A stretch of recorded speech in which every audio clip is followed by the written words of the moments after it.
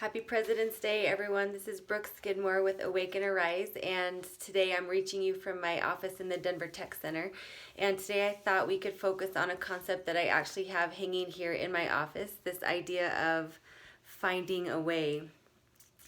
And I use this theme a lot with a lot of my teams, especially, and also some of my coaches. I feel like it's a really helpful mindset to create this idea of having a more solution-focused mindset as opposed to a problem-focused mindset. And one account that I love that kind of ties into this came from a competitive runner who described his experience running a race called the Tough Guy. And perhaps you've heard of it. If not, Google it, look it up, maybe participate in it someday.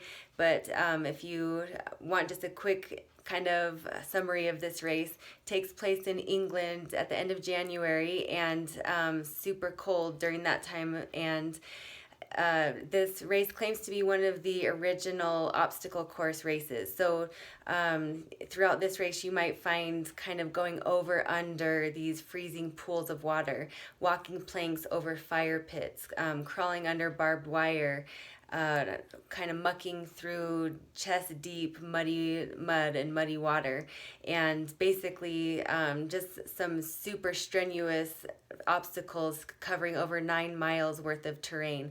And apparently only about two-thirds of people are able to complete the race, meaning about a third of participants dip out and aren't able to finish.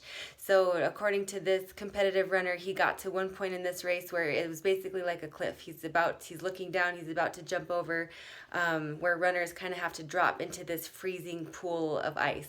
And at that point, runners are literally banged up, bloody, dirty, bruised, and the thought of dropping down into this freezing cold water is just the last straw, the last thing he thinks he can handle. And in that moment, he said he had two choices, and this could happen to all of us at some point. He either had the choice to turn around, call it a day, be done, or he had the choice to make it happen. And in his mind, he had that mindset. He thought, okay, I'm gonna find a way. And in fact, he did. He found a way, whether it was through the water, around the water, he found a way to get through that next part. Or sometimes for some people, and for him in that moment, it was a matter of just whatever gas was left in his tank. He found it and used it to finish the race.